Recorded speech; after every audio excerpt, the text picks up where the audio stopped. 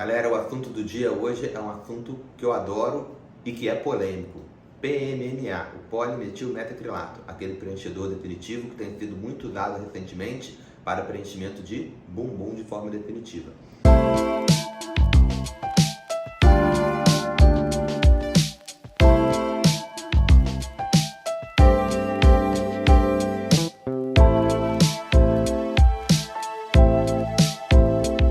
Então vamos lá, vamos primeiro desmistificar o produto. O PMMA é um produto um pouco polêmico por causa de problemas que ele realmente apresentou no final da década de 90, começo dos anos 2000. Eu lembro bem, acaba denunciando a idade, né? Mas eu era monitor de dermatologia na época, fazia faculdade, já acompanhava dermato, e foi justamente na época que o PMMA teve alguns problemas que fizeram com que a galera parasse de usar ele por um período, e depois ele voltou a ser usado com força total e tá bombando agora aí.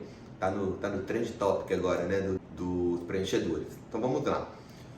Como é que era, né, esse PMMA do passado? Né? Lá atrás, quando começou essa era dos preenchimentos, o PMMA foi um dos primeiros preenchedores.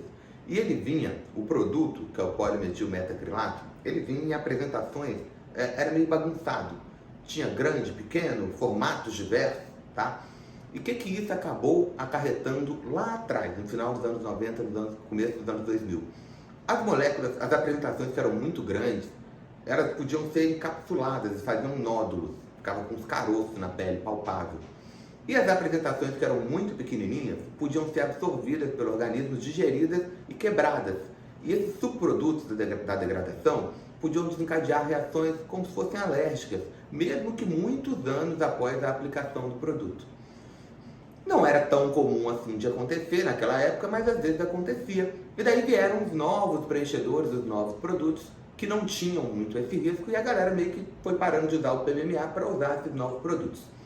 Vamos falar agora um pouco sobre esses novos produtos. Quais são os principais novos produtos aí que vamos dizer que hoje em dia se equiparariam, seriam, entre aspas, concorrentes do PMMA?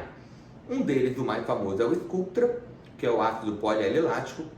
O outro é o Elancê, que é a policoprolactona, e o outro é o Radiesse, que é o hidroxiapatita de cálcio.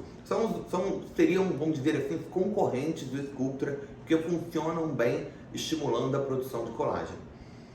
O que esses produtos têm em comum? Apesar de cada um deles ser um produto químico diferente, todos eles vêm em apresentações microesferas cilíndricas de 40 micras lisinhas, como se fossem pequenas bolinhas de gude com 40 micras de diâmetro, lisinhas. Só que cada uma dessas esferas, no Sculptra de polialilático, no Radiesse de hidroxiapatita de cálcio, por aí vai. E por que esses novos produtos todos se apresentam da mesma forma? Porque essa forma é uma formazinha mágica, entre aspas, que é uma forma que tem um tamanho ideal, que nem é encapsulada dando nódulo e que nem é digerida, podendo dar aquelas reações aos produtos da degradação.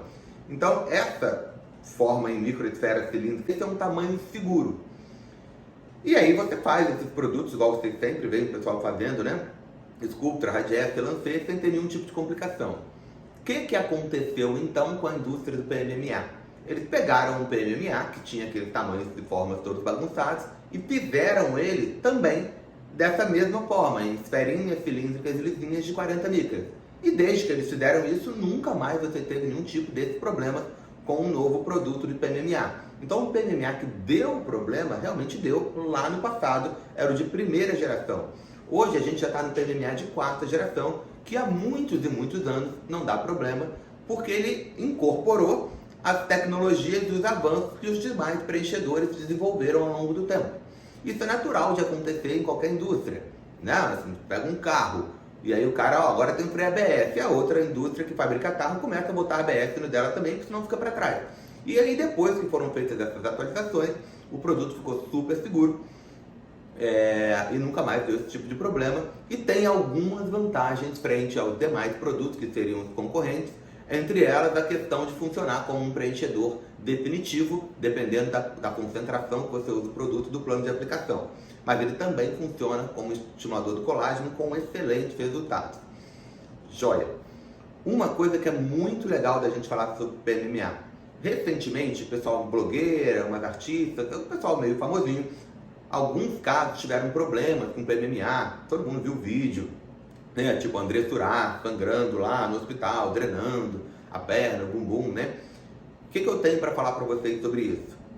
O que eu tenho para falar é que, ou por falta de conhecimento, ou por má fé, mas na maioria das vezes por falta de conhecimento mesmo, quase todas essas complicações que a gente tem hoje em dia não são causadas por PMMA.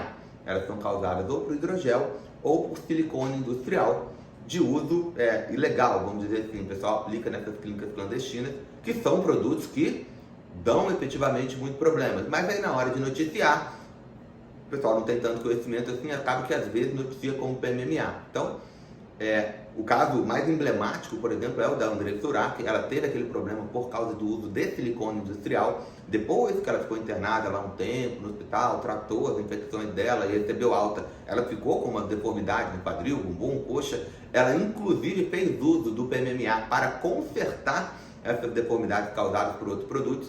Mas isso foi um caso que na época que aconteceu, teve porque fez PMMA. Não teve. Não foi PMMA o caso dela, por exemplo, como muitos outros que às vezes são noticiados como PMMA, são causados, na verdade, principalmente pelo uso de silicone industrial, de forma, vamos dizer assim, até ilegal e irresponsável, né, para preenchimento.